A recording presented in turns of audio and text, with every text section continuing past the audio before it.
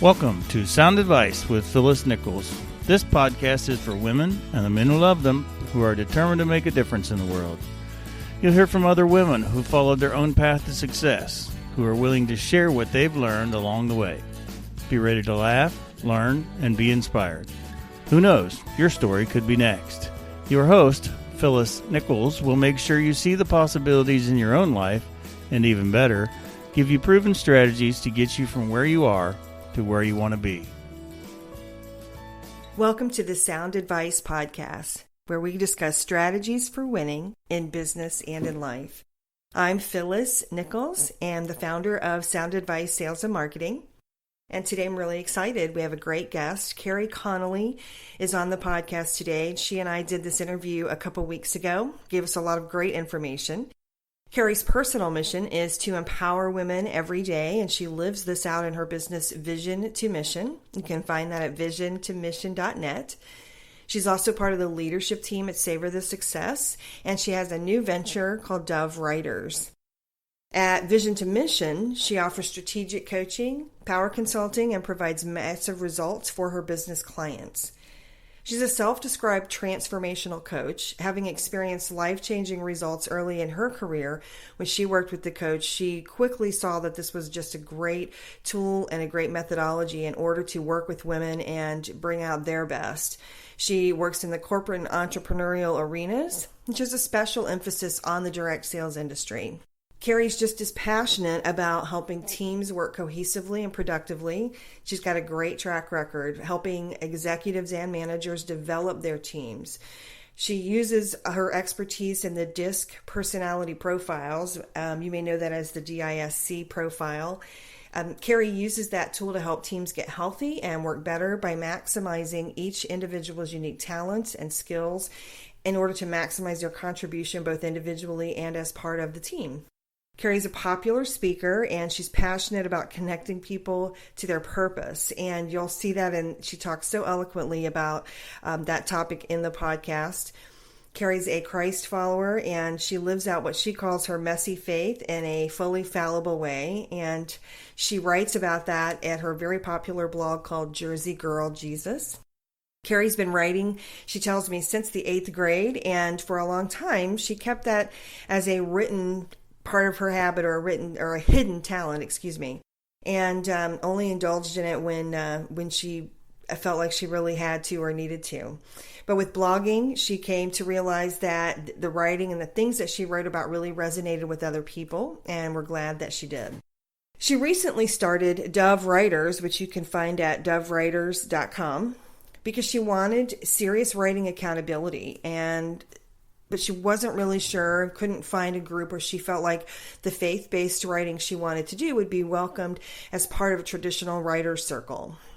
So, what I love about Kerry is she saw a need, she couldn't find what she was looking for, and she decided to go ahead and do something about it. So she started Dove Writers, where herself and other writers like her can be able to be part of a safe community where they can write, talk about their writing, and get coaching and experience and help regarding the faith-based writing that they want to be able to do.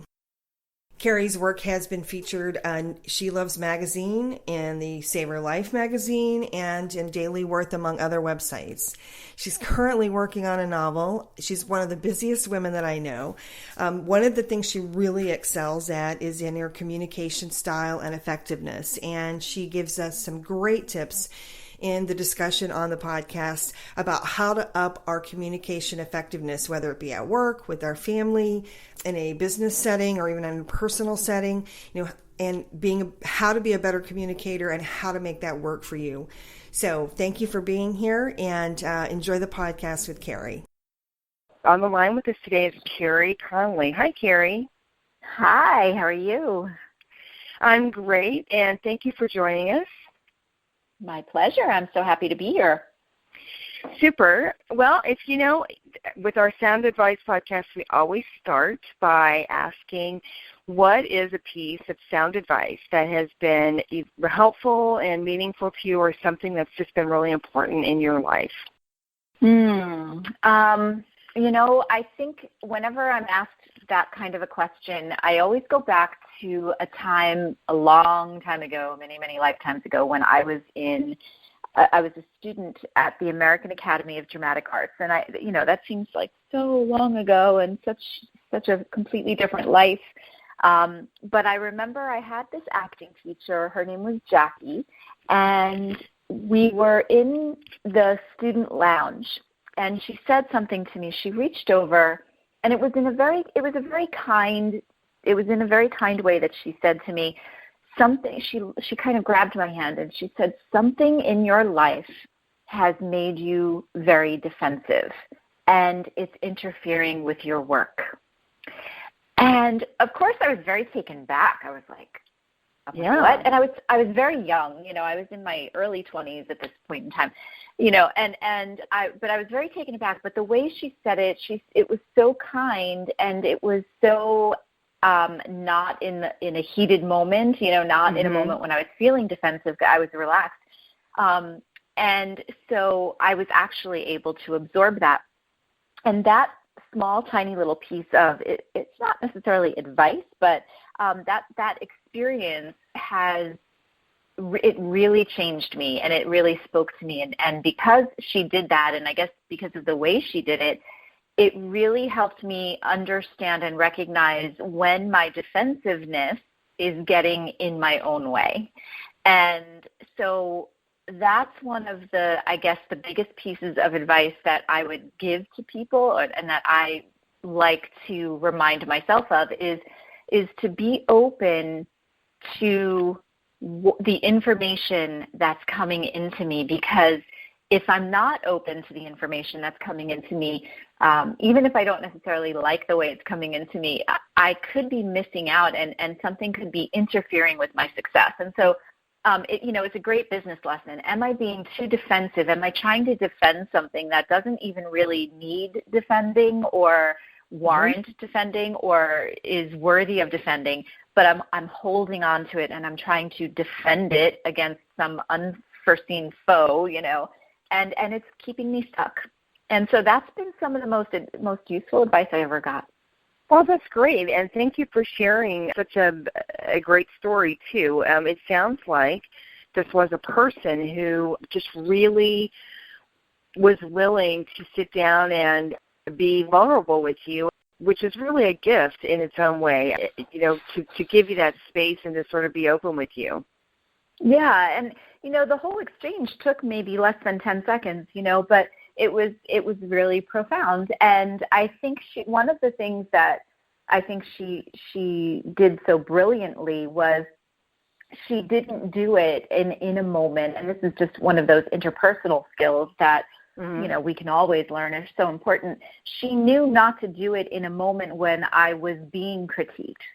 She didn't do it in the heat of a moment when I was, getting notes on my scene, or after I had just poured my heart into a scene and in class. And she didn't do it in front of, 100,000 people.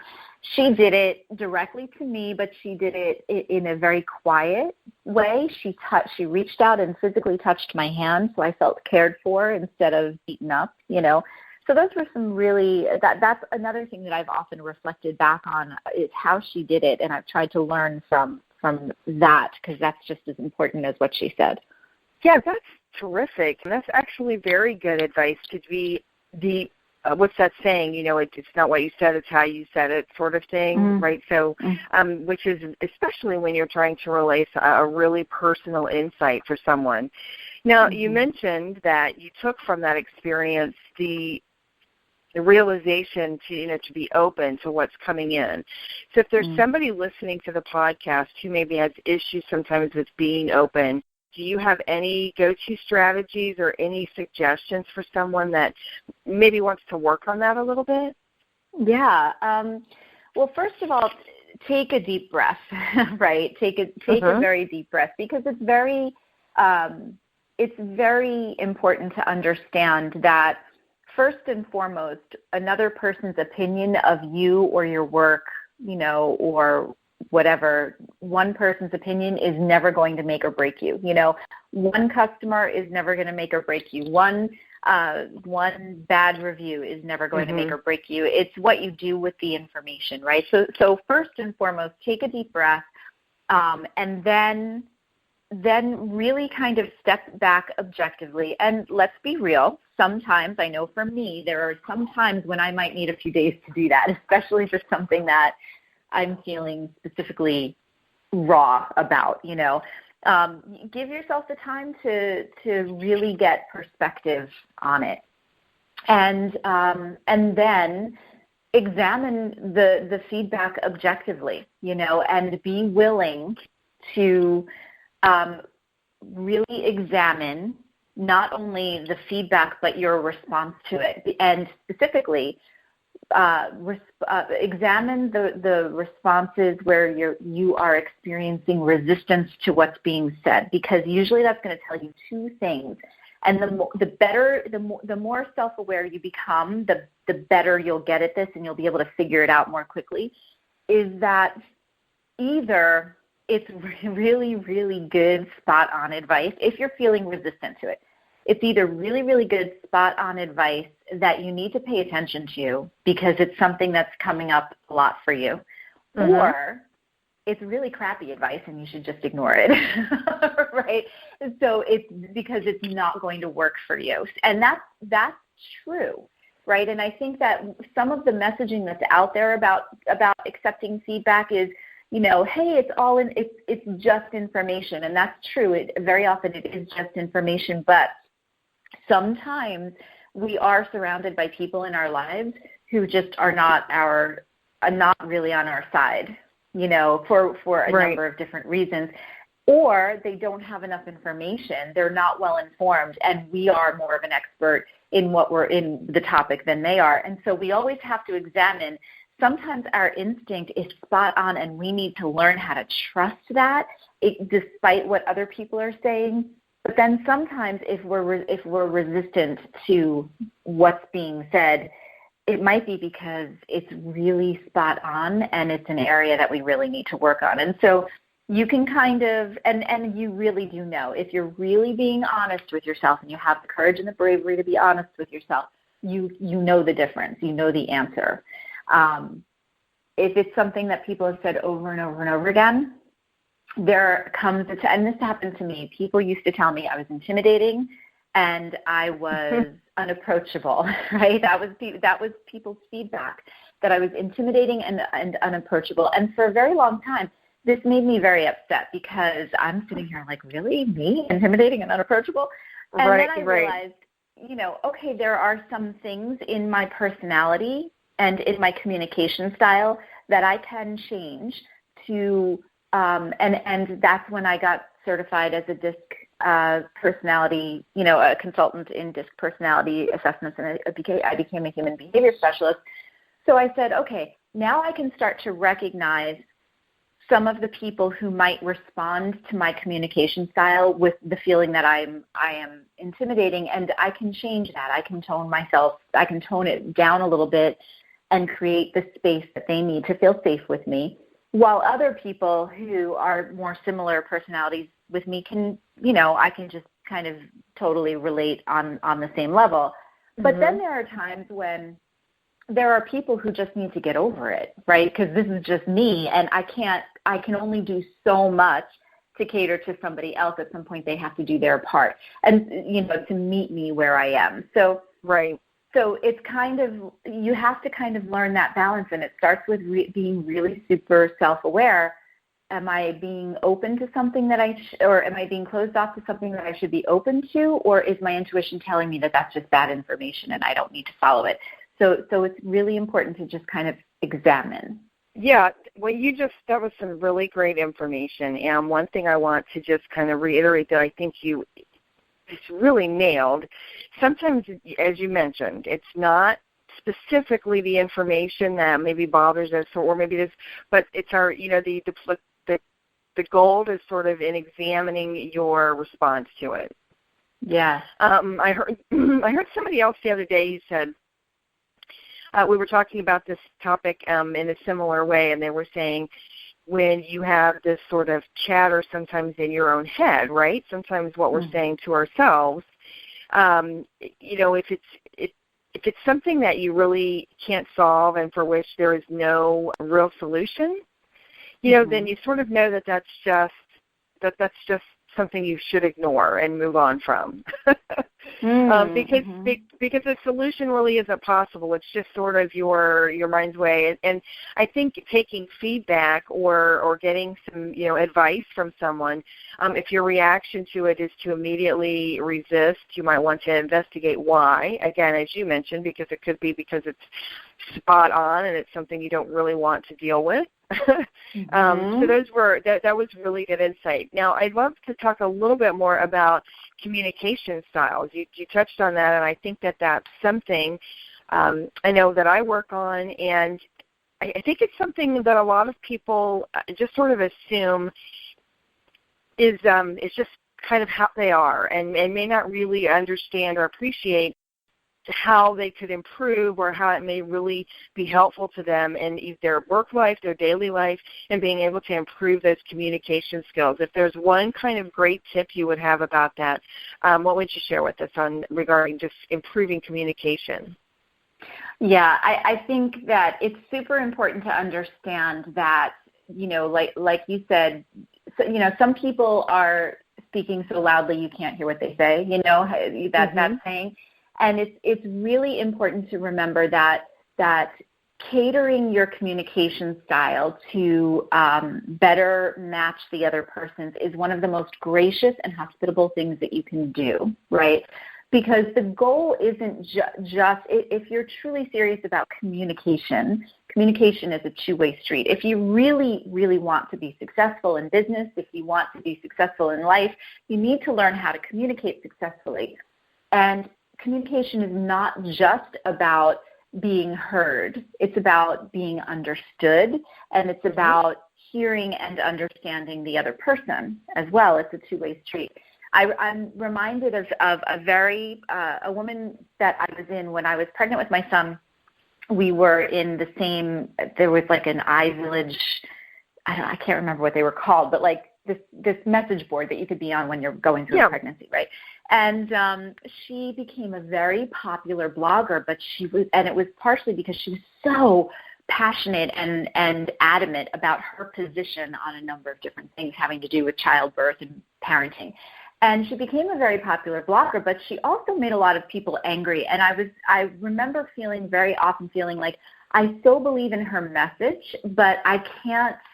She's turning so many people off because of the way she talks to people about her views, that they can't hear the really valid arguments that she's making to support her cause. And so she was ineffective in a lot of ways.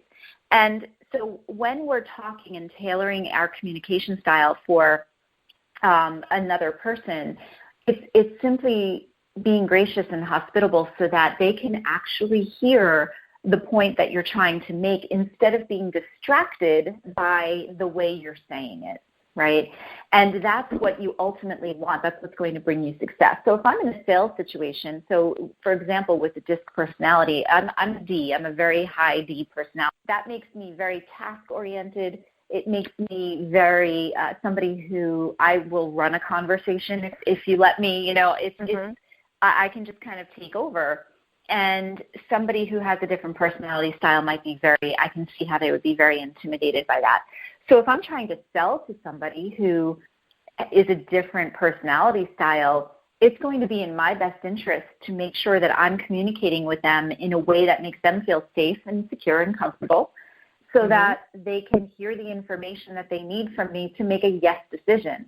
If I'm just totally annoying them with my communication style, they're not going to make a yes decision. They're going to leave, and then they're going to go tell their friends how annoying I was, right? So in business and in life, it makes a lot of sense to learn about your communication style and the communication style of others so that you can have the most successful conversations possible. That's really great input. I think a lot of times especially in this day and age, sometimes if you're a blogger or if you have an online presence in a business, whether it's just business or personal, we're often counseled to, to sort of take a stand, right, to have a voice and to have an opinion. But I love your example. That doesn't mean just because you're passionate or have a very strong feelings about a certain topic or a certain event even or something like that, it doesn't mean that you still can't communicate what you're feeling or communicate your opinions or your information and still let the message be heard as opposed to, the style in which you're doing it. I think that's really helpful. On social media we see so often, it brings out in some cases it brings out the best in us when people are sharing great information and things that really inspire and uplift us. And then sometimes obviously it brings out the worst when we're not communicating very well or we're being very I kind of liken it to we're just trying to hit people over the head with something, and obviously, that message isn't really going to resonate. Right. If you're doing all of the talking, you're not learning a whole lot about what could help you be more successful. And I think too, and the other thing, when you're doing 100%, our mutual friend Angela G. Kim from Savor the Success is always saying you have to do 100% of your 50%, right? So you have to make sure that you're always doing your part, but that's all you can do. And let's face it, there are going to still be people out there who don't like you or who don't like your stuff, and that's okay. If somebody comes into my home and I offer them a glass of water and they say, "I'm not thirsty, no thank you," I'm not going to go crawl in the corner and curl up and start sucking my thumb because they didn't want my glass of water. They're just not thirsty. Well, it's the same thing, with life and business. Not everybody is my ideal client. Not everybody is going to adore me, but they don't have to, because I know I'm going to speak effectively to the people, and there are going to be people out there who love the 100% of my 50% that I do, and they're going to come with their own 100. So those are the people that I'm going to play with, So I think it's this fine balance between making sure that I'm communicating and I'm doing everything that I can possibly do to accept the feedback that I'm receiving, to make certain adjustments, and to communicate effectively and well. And then at some point, it does need to become the other person's responsibility to do the same. So it's this fine balance of doing all that. Yeah, absolutely. Thank you for sharing that. I think you explained that very well. I love that.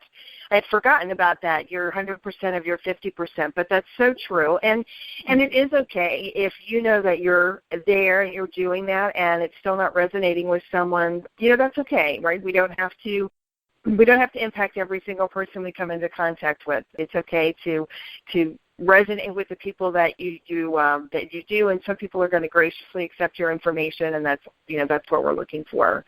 Before we go and wrap up, I would love to know just if there's something today, and I know that you help people a lot with communication style and also in being able to, really develop leadership skills and abilities.